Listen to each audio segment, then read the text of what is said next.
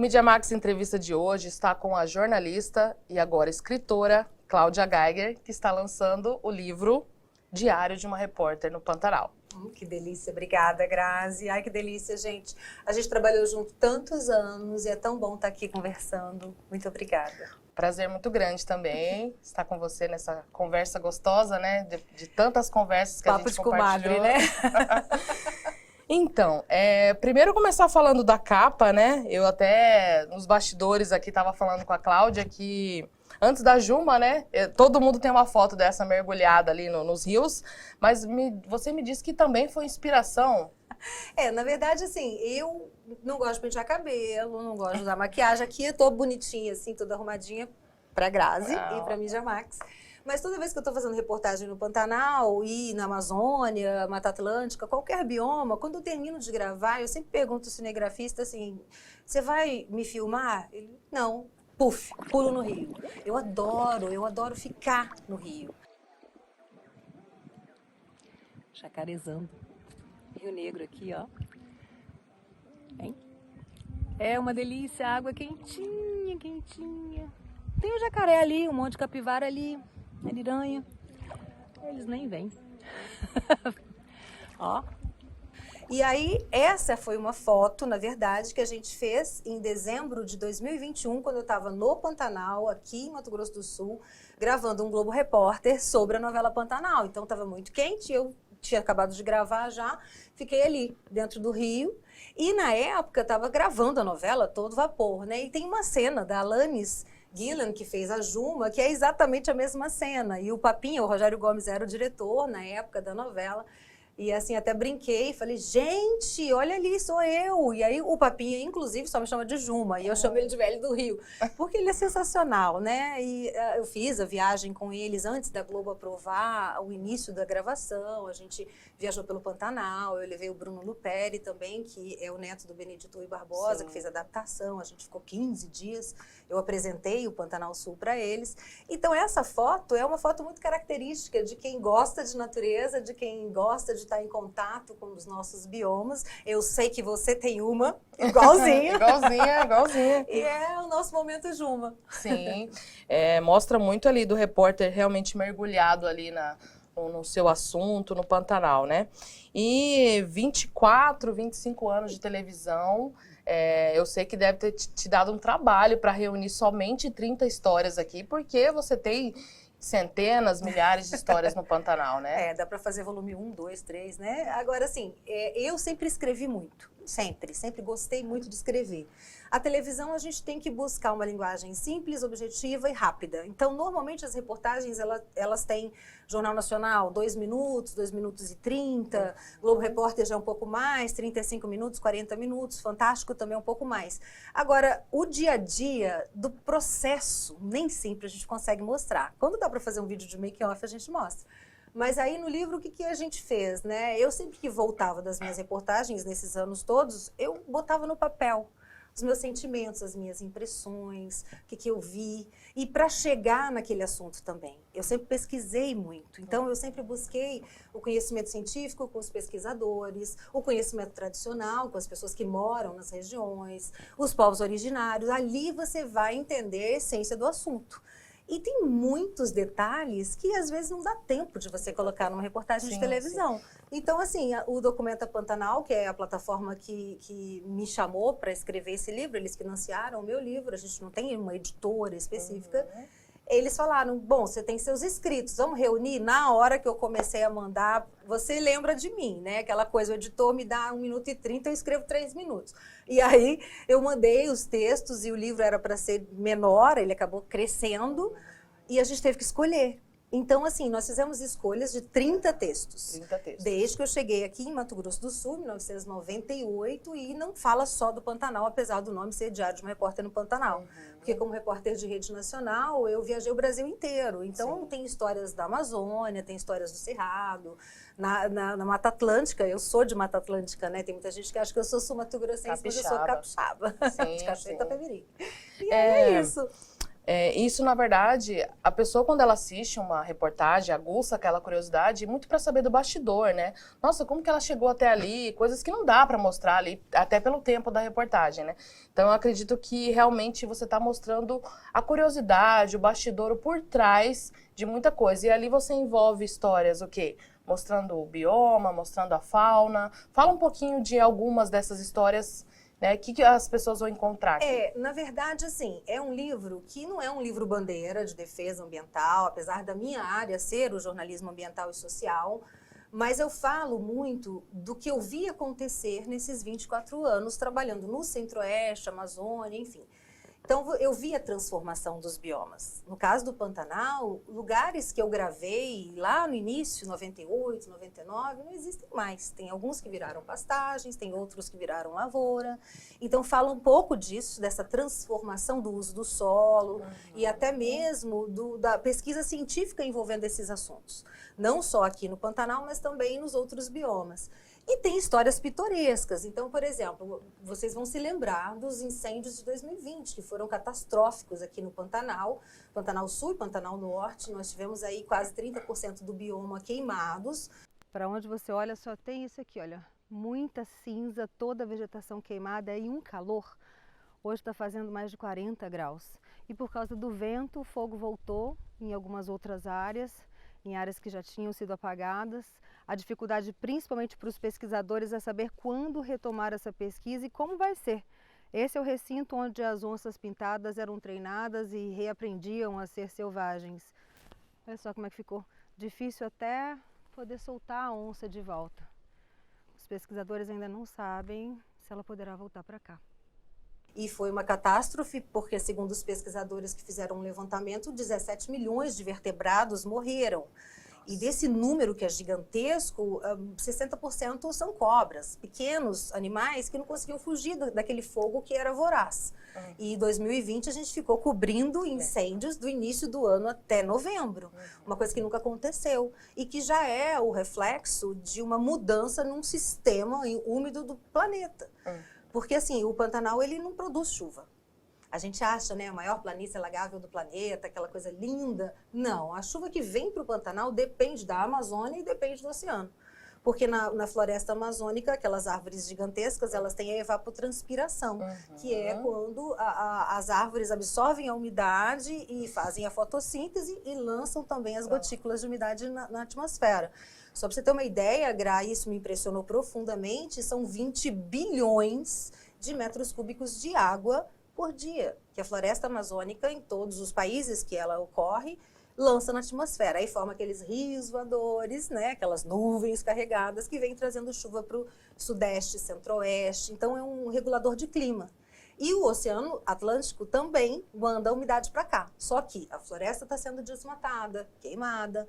Esse volume de umidade já reduziu 30% de lançamento na atmosfera. O oceano está mais quente por causa do aquecimento do planeta, então manda também menos umidade. E aí o que a gente está vendo aqui no Pantanal? Desde 2018 não tem cheia. Então nós tivemos um grande incêndio em 2019, grande incêndio em 2020, teve incêndio em 2021 também. E é uma mudança na paisagem. A planície, que é a terra das águas, na verdade está secando. E não é uma coisa que acontece de fases. Tem gente que fala, né? Pantanal enche, seca, tem uma fase de 20 anos, 30 anos. Não, hoje a gente tem uma mudança no clima do planeta. O sistema mudou. E todos os rios pantaneiros nascem fora do Pantanal, nascem no Cerrado. E como o nosso Cerrado é onde tem a maior área de produção de commodities, de soja, de algodão, de grãos em geral e de carne, então, assim, eu sempre falo que o Cerrado brasileiro ele foi escolhido para o sacrifício. Só que quando você tira a vegetação do Cerrado, você interfere no sistema. Porque quando você olha aquelas árvores tortinhas, que eu acho lindo, você está vendo ali só 1/3 do bioma. 2/3 estão embaixo da terra, é uma floresta invertida, com raízes profundas que lançam essa água, levam essa água no subsolo para alimentar os aquíferos, para alimentar os rios, porque eles ressurgem, né? Então, tudo isso eu vou contando. E tem umas histórias pitorescas também, porque quando eu cheguei aqui no Centro-Oeste, eu nunca tinha vindo para cá, eu sou de Mata Atlântica, sou capixaba, nunca tinha visto um pé de soja, nunca tinha ido ao Pantanal, nunca tinha ido ao Cerrado. Então, ao longo desses anos todos, eu tive que aprender e fui pesquisar. Então, com a ajuda dos colegas, dos meus colegas da TV Morena, onde eu fiquei muitos anos, e também com os pesquisadores e moradores locais, locais, e pantaneiros principalmente, eu fui entendendo. Mas mesmo assim, a gente nunca entende. Toda vez a natureza dá uma volta e ela reage às nossas ações de um jeito diferente. Então eu vou contando aí, tem lendas pantaneiras, não sei se você já ouviu falar do Mãozão. Eu já ouvi falar de algumas coisas que você colocou aqui, tipo o Velho do Rio, né? Algumas coisas aí que você colocou. A novela trouxe essa projeção do Pantanal muito forte para todo o país, né? E já é uma causa sua há muitos anos, Sim, né? é uma missão de vida. Eu amei esse lugar, minha alma ali encontrou meu caminho. A gente percebe, assim, pelo seu texto, é um texto narrativo, descritivo, né? Você vai ali, quer narrar com muita riqueza todas as vezes que você está no Pantanal, né? Ô, Gra, é como as nossas conversas. Porque, assim, às vezes na TV as pessoas me veem e acham séria, né? Que você está ali narrando um assunto, mas quando a gente voltava para a redação, ficava aquele bate-papo, né? Bate-papo no camarim, na hora do almoço. Então, o meu livro é um bate-papo. É um papo de mostrar a Cláudia Geiger, mostrar como eu sou no dia a dia. Os meus sentimentos, as minhas impressões. Então, assim, é um texto muito, muito pessoal, muito intimista até, porque tem algumas situações que são minhas mesmo, de como eu vivi aquela pauta. Bacana. Você está se lançando agora como escritora, claro, mas você estava contando para mim que, por exemplo, desde que seu filho é pequeno, você já tinha essa coisa de escritora porque você tinha que narrar uma situação complicada que você vivenciou durante uma reportagem na linguagem dele, né? E aí você foi fazendo esse texto. Como é que foi isso? Você sempre teve essa parte, então, de colocar um bastidor das suas reportagens até na linguagem infantil, já deixou seu texto ali? Graça, tem filha, meu filho hoje já é adulto, a sua já também é uma adolescente, mas assim, o bastidor da vida da gente, eu que sou repórter de campo, que sou repórter de meio ambiente social e sustentável, a gente busca as pautas e sempre são pautas em locais distantes. Então, primeiro, você sempre fica muito longe de casa. Viagens que duravam 15 dias, 20 dias, 40 dias. E aí, o filho pequeno, né, como é que você faz? Então, eu tinha toda uma estratégia. Antes dessa coisa de internet, né, que era muito... Hoje, todo mundo faz vídeo de qualquer lugar, você tem Wi-Fi. Mas naquela época, não muito longe, eu mandava carta. Então, o Pedro, ele recebia a cartinha, eu contando, aí ele ficava feliz que eu falava por telefone, filho, vai chegar uma carta. Aí ele ficava esperando. Ou então eu gravava pequenos vídeos e mandava por e-mail, porque não tinha ainda essas redes sociais que hoje a gente tem. E eu, quando chegava em casa, para botá-lo no meu mundo, para levar o meu filho, que ficou longe da mãe, que sentiu saudade da mãe, no meu universo, eu transformava aquela pauta em historinhas infantis, com personagens, inclusive, entendeu? Então, se eu fosse gravar uma reportagem sobre pesquisa de arara azul, sobre pesquisa de ariranha ou sobre incêndios, para a linguagem infantil é difícil a criança dimensionar o que está acontecendo. Então, eu criava historinhas infantis. Isso eu já escrevi, imagina, o Pedro está com 20 anos. Eu já escrevi há muito tempo. Então, assim, eu adorei essa coisa de ser escritora, sempre quis. E, futuramente, livros infantis estarão chegando. Olha só, novidades, spoiler aqui no... Total, não tinha falado isso para ninguém, viu, Gra? Olha só, tá vendo? Pantanal, eu vejo que quando se fala nele, né, você citou a questão dos incêndios, né, muito se remete a onças, sucuris, né, muito assunto, ariranhas, né, muito quando se fala em Pantanal se fala isso. Mas eu vejo que, assim, pela sua experiência, por tudo mais, você foi fazendo contatos, intermediações e ali você conheceu muito mais do que isso. Por exemplo, né, tem a questão do Instituto Arara Azul, que recentemente tem a Neiva, todo esse contato que você tem com ela. Então, assim, você mostra aqui o bioma muito mais do que só onças, sucuris, é isso que eu quero saber, assim, Sim, mais detalhes. Com assim. certeza, porque assim, quando eu cheguei a Mato Grosso do Sul, eu vim para cá pela Central Globo de Jornalismo, para ser repórter de rede, e eu nunca tinha pisado no Centro-Oeste. Então, eu fui buscar esse conhecimento. E muitos desses pesquisadores, dos moradores das comunidades tradicionais, dos fazendeiros, viraram amigos. Porque surgiu um assunto e eu ligava para quem? Para quem vive ali, para quem convive, para quem pesquisa, para entender aquele assunto de uma forma mais aprofundada. Então, eu trago no livro exatamente esse caminho. Como eu cheguei naquele assunto. Por exemplo, o Instituto Arara Azul. Eu conheço a Neiva Guedes desde 1998, porque foi a primeira matéria que eu fiz aqui. E ela estava ainda testando colocar ninhos artificiais, que são aquelas caixas, que hoje virou um case mundial. Todos os pesquisadores que fazem pesquisas com psitacídeos usam a mesma tecnologia que ela desenvolveu no Pantanal. E Neiva é uma irmã de vida, porque a gente, né? Aí tem a Patrícia Médici, que pesquisa as antas, a mesma coisa. Então, o que eu tive de oportunidade estando aqui foi de estar com essas pessoas no início dos projetos. E aí, como eu tenho o hábito de jornalista, de manter a fonte, de estar sempre ligando, de estar sempre me atualizando, eu vi essas pesquisas ou começarem, no caso do Tatu Canastra, com Arnaud Debier e os meus tatus que eu falo, eu fui com eles a campo no primeiro dia que eles foram começar a pesquisa. A Patrícia tinha acabado de chegar ao Pantanal para pesquisar anta, hoje ela pesquisa anta, já tinha feito a pesquisa na Mata Atlântica, já agora ela no inclusive está com Cerrado. estudo para divulgar da anta da Arilha, né? Exatamente, e agora está na Amazônia, então eu acompanho. A Carol Leut, a Caroline Leuchtenberg, que hoje é uma das maiores autoridades mundiais em lontras, eu acompanhei a Carol gravando com ela no Rio Vermelho, no Rio Miranda, no Rio Negro, quando ela ainda estava fazendo o doutorado dela aqui. Então, essas possibilidades foram muito grandes. E por ter contato com os fazendeiros, eu também conheci os pantaneiros, que eu brinco, né, que é o pantaneiro raiz, é o Zé Leôncio, é o cara que está ali desde sempre, a família veio lá no início do século, ou no final do século XIX, e são aqueles que mantiveram o Pantanal conservado do jeito que a gente conhece, porque a gente precisa fazer essa justiça. Existe hoje esse Pantanal que a gente está vendo, porque há 200 anos, famílias pecuaristas vieram para cá e começaram uma pecuária extensiva respeitando o bioma. O que hoje ameaça o bioma Pantanal não são esses pantaneiros que estão ali desde sempre.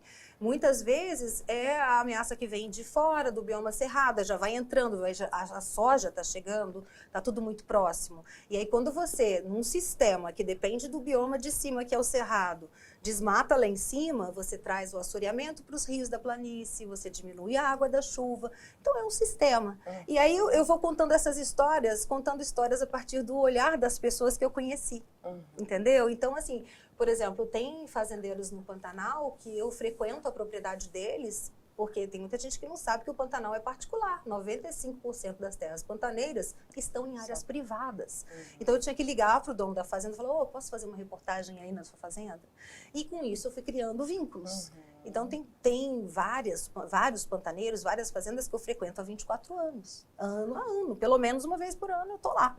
E aí eu costumo dizer que eu conheço cada palmo desse chão. Porque o Pantanal são 11 sub-regiões, são 11 pantanais.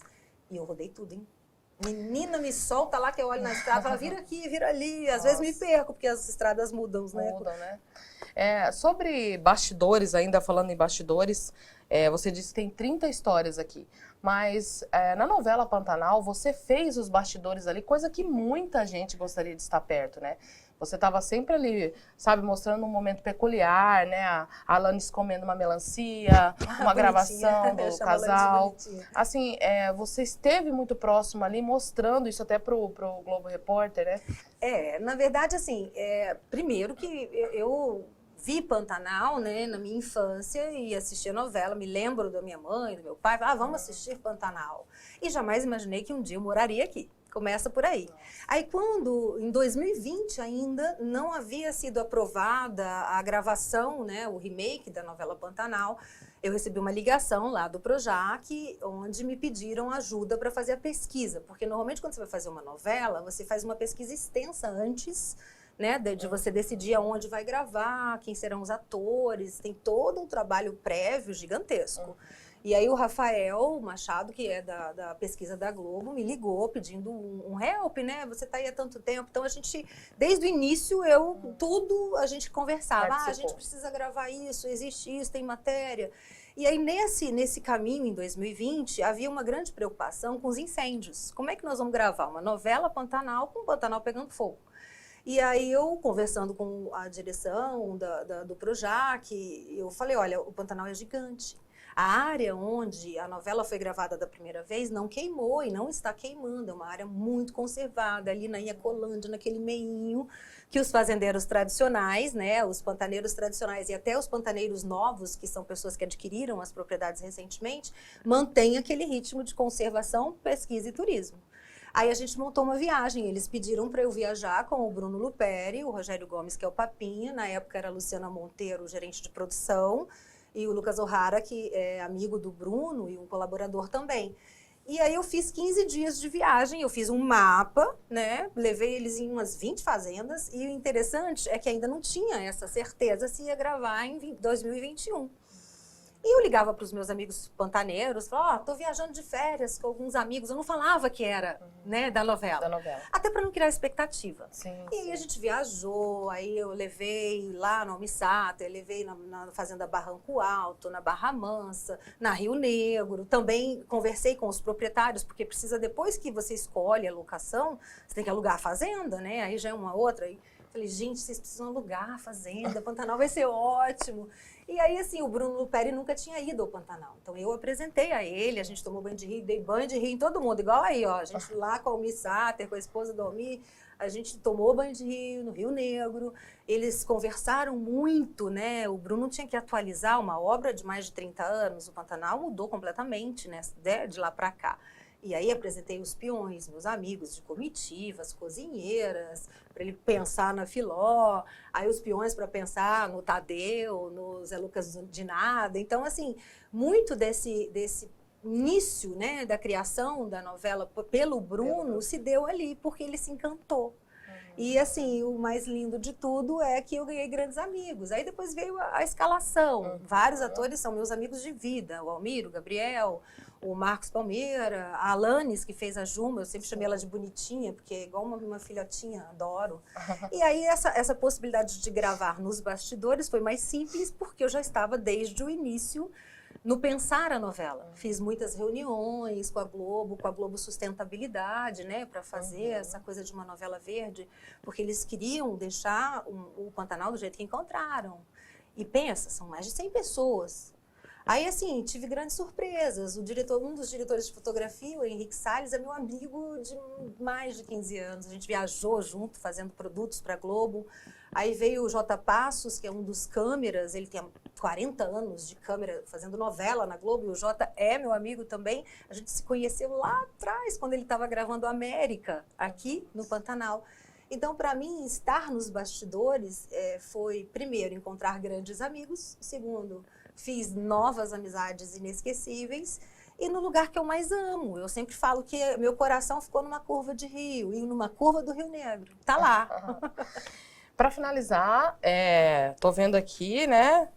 Tá faltando Sem alguma dedicatória. coisa. Não vou fazer dedicatória. O lançamento do livro é hoje à noite aqui em Isso, Campo então Grande. aproveita o momento, fala sobre o seu livro, lançamento. Eu fiz o lançamento já no Rio de Janeiro, em São Paulo. E foi muito legal, porque eu reencontrei os amigos, Sim. muita gente, né? Toda a equipe do Documenta Pantanal, do SOS Pantanal, do Safari, que são instituições e ONGs que eu trabalho fazendo reportagens desde o início. Eu participei ali da primeira expedição do SOS Pantanal. Eu viajei com eles fazendo matéria. Quando o Safari veio para cá, para o Refúgio Ecológico Caimã, eu fiz a primeira matéria. É aquela história de estar sempre junto.